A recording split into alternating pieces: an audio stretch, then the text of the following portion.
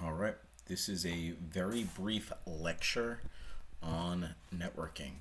Normally, I would do this in person, but this is part of our online asynchronous format. We're going to be brief on certain parts. Certain parts we're going to do in class anyway.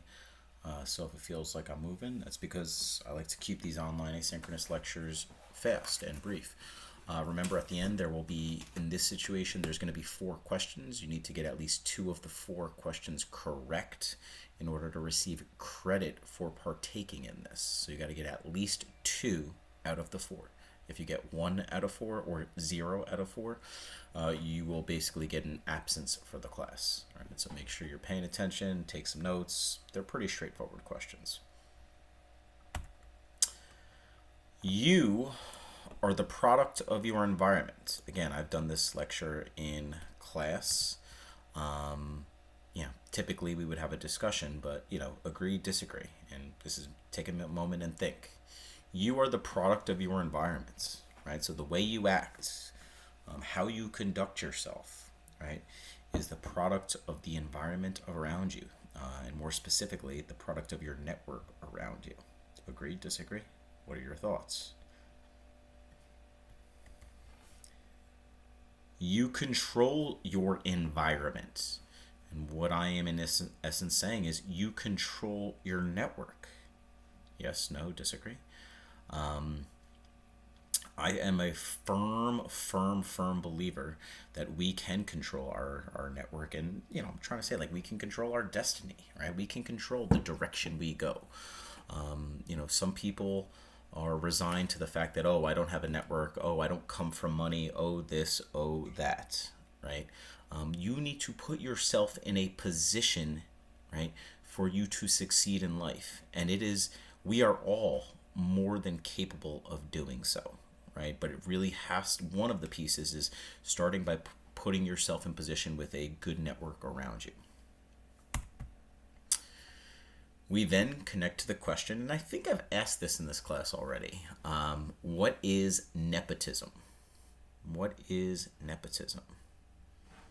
Right? It pops up later in the slides, but if we don't know, nepotism is the act of doing favors, essentially, to family members and friends. Right? So we say we live in a nepotistic society.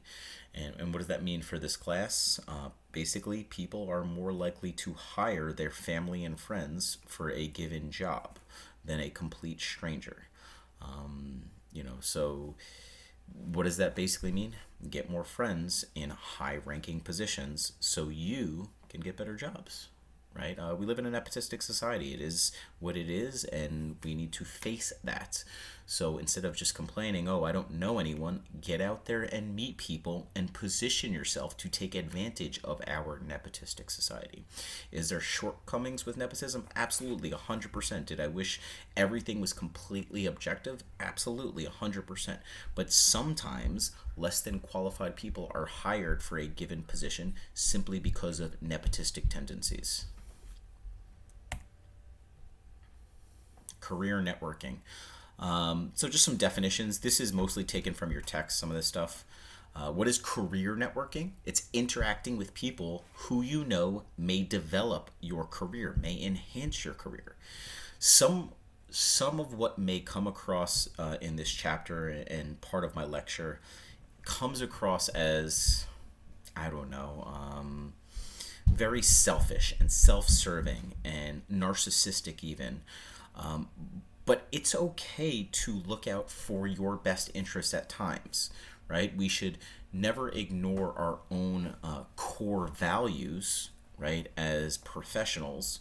However, it is okay to go out and network with the focus of trying to enhance your career. And we'll get back to that in a bit. Just some basic stats. 70% of people in 2016 that were hired because a prior connection to a person, right? And here's a definition of nepotism: the practice among those with power or influence of favoring relatives, friends, or associates, especially by giving them jobs. I think that was pretty close, right? Of professionals, 80% of professionals consider networking important. 61% of professionals think regular social media interaction is important. And I'm sure that number is only going up, right? But I like this last bullet point, right? And again, this is not meant to be self serving. The more important and influential people within your network there are, the better it is for you and your career aspects, right? So you need to find some people that are influential, people of power, right, to help enhance your career prospects, right? And there's certain ways you can go about doing it. Okay, let's go on to the next slide.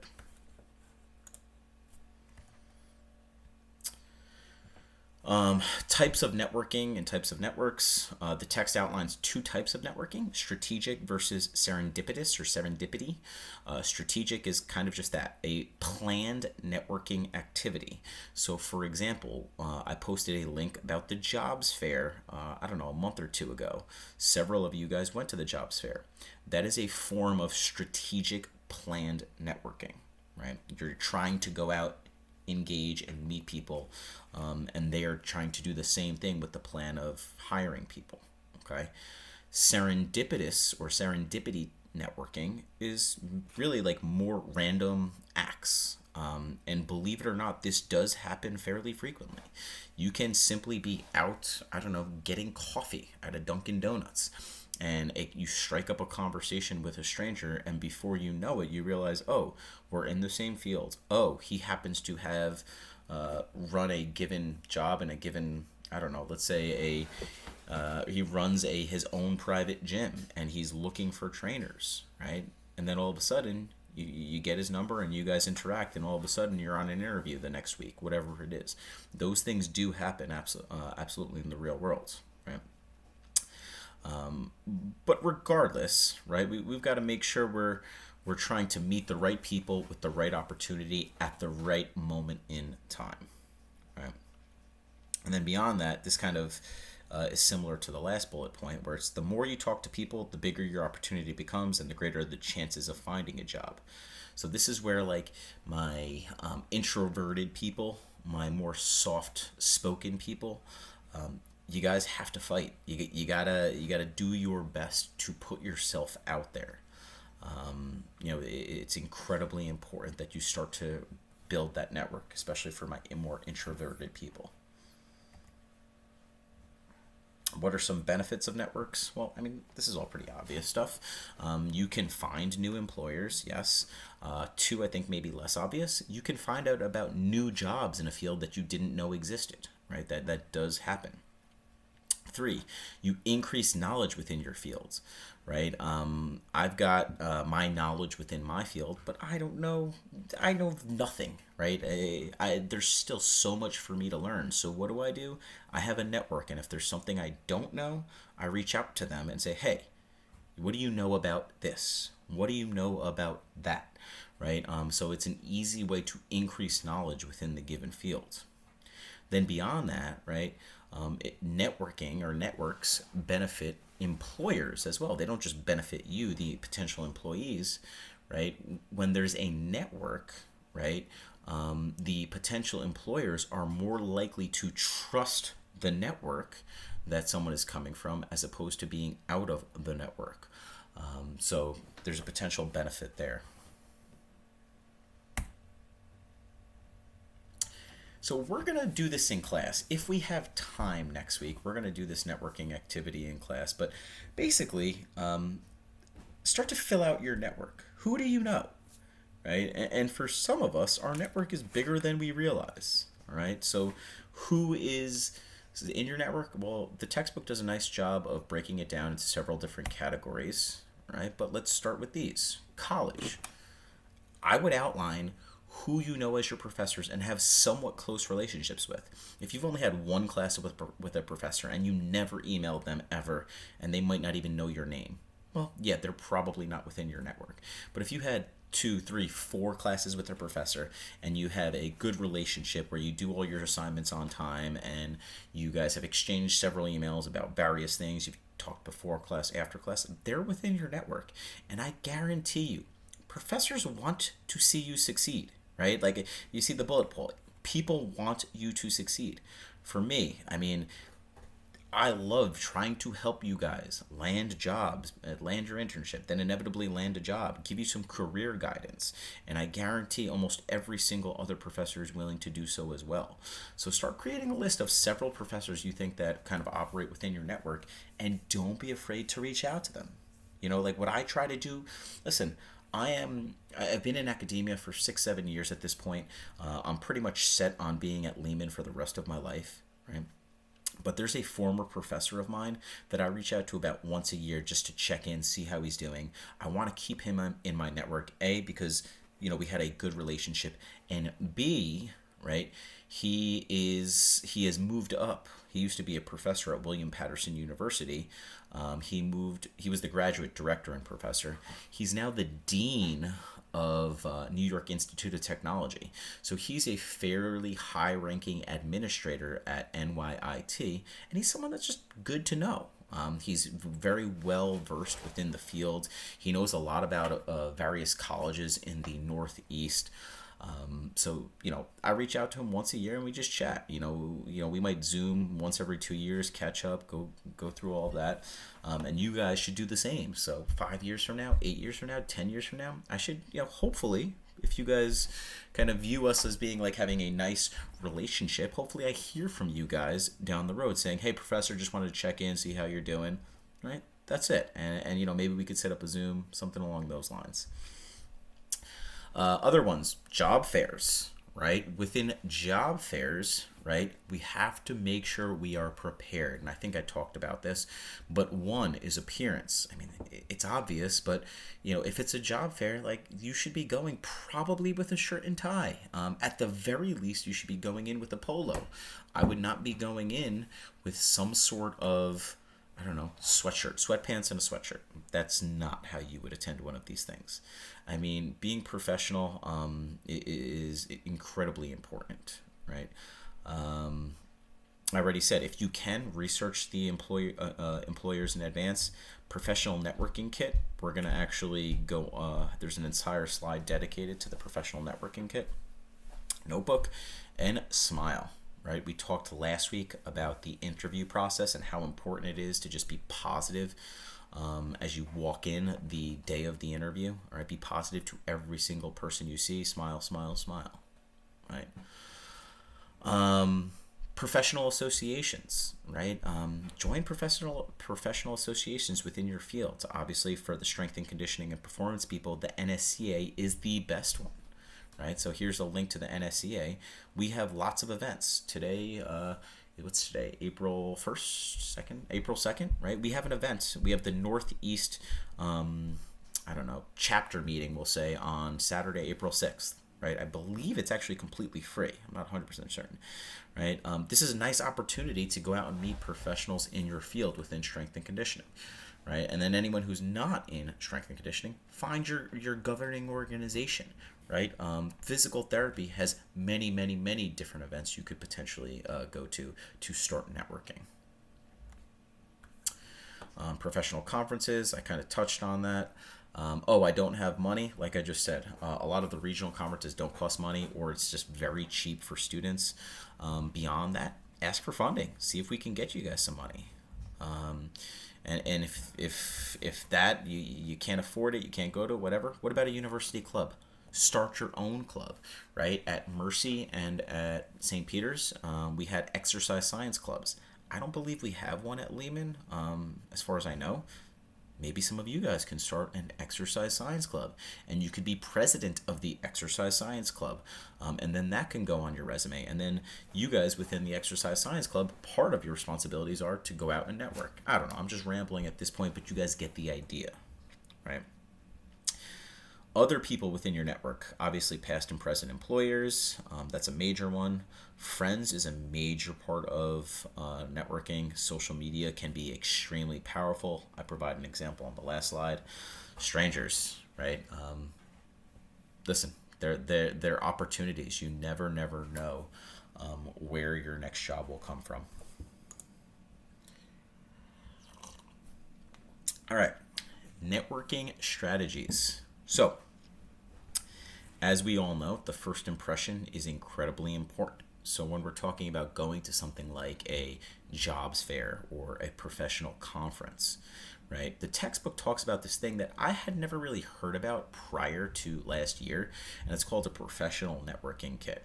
So essentially, like, it's kind of this kit you would bring with you to various professional events, and you would have several items within this kit. A notebook for notes, right? You have an interaction with someone, make some quick notes so we don't forget their name, their job title, where they work, and what you guys discussed, right? Business cards, right? Business cards can be very powerful for sure, right? Because many people forget names, so they take some business cards. Business cards are a big one for major events. Have your resume and have your student portfolio, right? Again, some of our student portfolios are rather long, but this is potentially something you want to bring with you to some professional events. And this is straight from the textbook. I swear to you, have breath mints, right? You don't want to be that guy. First impressions are important. Okay, and then a name badge, because again, some people, it's very easy to forget names, but if they can just quickly look at your name tag, they're more likely to actually interact with you if you have your name on a badge.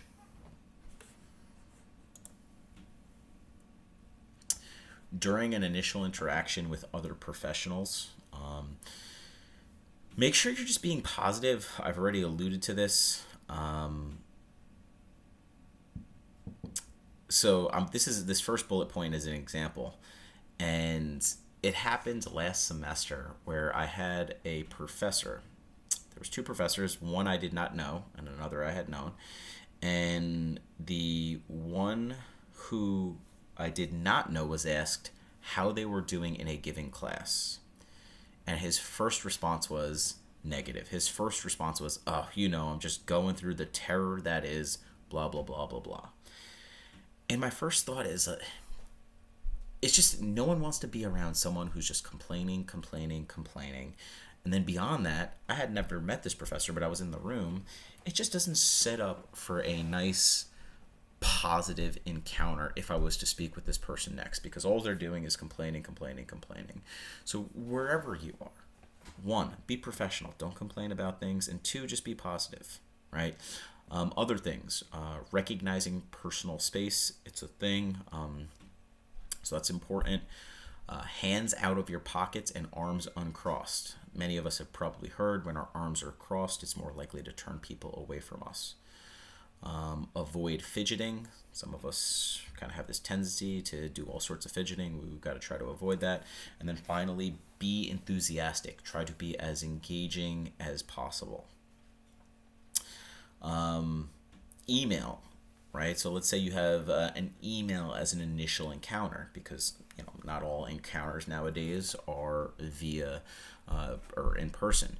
We have many encounters, right? I'm new to Lehman College. I've been introduced to many people via email, right? So when I send an email back to someone after I'm introduced, like, I will proofread 2, 3, 4 times occasionally certain emails. I want to make sure I'm using appropriate professional vocabulary, proper grammar, complete sentences, all those things.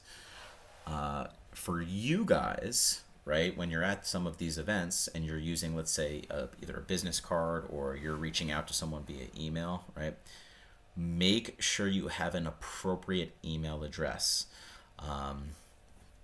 Like this email listed right here, this is some variation of what used to be my email address 25 to 30 years ago. Master B-Ball Playa 9, right?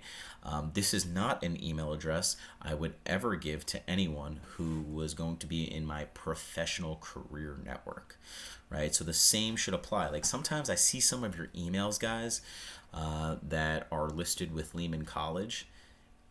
And yes, needless to say that some of them are probably not appropriate for a career network. Okay, so start thinking about that now.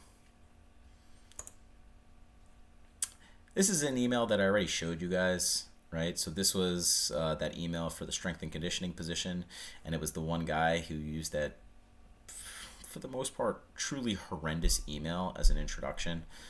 where this is one entire sentence. I's are not capital. There's no periods. There's no grammar. It's a truly horrendous first impression for me because I got this email, right? So you guys get an idea of kind of what I'm talking about.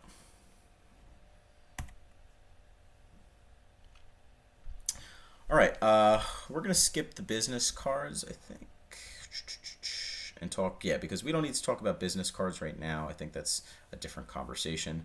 But let's go to just the follow-up, right? Because we're almost done here.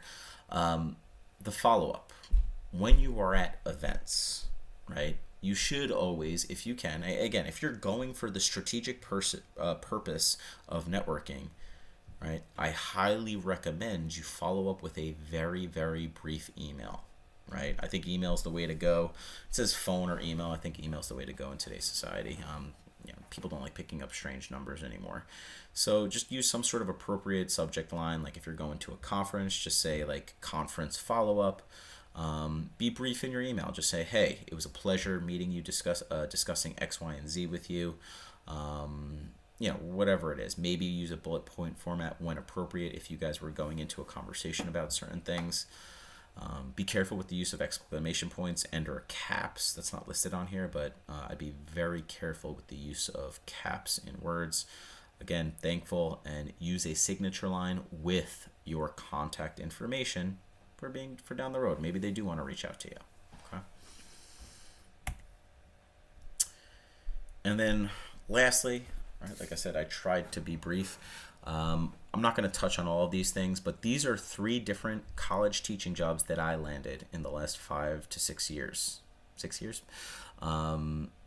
My first job as a Rockland Community College adjunct, somebody reached out to me from RCC. The guy at RCC, he was a full-time professor at RCC. He knew me through social media. We were very, very, very loose acquaintances. We went to the same high school, and that was pretty much it. But he knew I owned my own training facility, and he reached out. He said, hey, are you interested in being an adjunct professor? We're in need of someone to teach this class. And that is how my entire teaching career started, really. Someone else reached out to me. So, again, that was just social media where I was actively posting on my gym's Instagram page, and he reached out to me. I'll talk about my last bullet point because I don't want to spend too much time. For leaving college, I'm not sure how much this weighed into the committee's decision, right? But at Seton Hall, I have a committee, right, that has to pass-fail my dissertation. One of my committee members, I'm not sure how well versed all of you guys are, but his name is Dr. Eric Helms. He is somewhat well known within the research and strength and conditioning community, so within the academia side of things. And sure enough, Dr. Eric Helms has collaborated on several projects with Dr. Schoenfeld at Lehman College. So what I did was I spoke to Dr. Helms and I said, hey, Dr. Helms, I'm actually interviewing for a Lehman College lecturer position. If you were willing, it would be great if you were willing to put in a good word or two with Dr. Schoenfeld. I know he did send an email. I don't know what was in the email or how the conversation went, but at the very least, it couldn't have been a negative. And that's just an example of me, basically asking for a network of mine, someone within my network to reach out to someone else. All right. The last thing I'm going to say before I wrap this up, last semester was my first set of slides on networks, right, and networking. So this is now the 3rd time I'm teaching this lecture, and I did it twice last semester. I'm now interviewing people within our EXS 471, the internship class. I've brought in, so far, I believe it's 4 guest speakers, right? And, during these guest speaking, guest lecture segments, right, people speak on their journey, right? They tell me, we started in this field, then I got a job here, then I moved on to this job, then to this job. And it's really to give you guys, the students, some exposure to some possible journeys and paths to a career. Every single person who's been a guest speaker up to this point has landed at least one of their jobs via a person within their network, right? So it wasn't somebody that like they just applied online and then they randomly got a job. No, there was some form of networking for every single person. And I've had several students comment at this point where they said, hey, we realized networking was important, but now we're really seeing how important it is, right? So, while some of you are like, oh, yes, networking is important, blah, blah, blah, blah, blah, I can tell you emphatically it is far more important than we probably think. And I highly recommend you guys start really kind of branching out your networks within your given field. All right. That's all I got, guys. I will see you, I believe it is next week in person.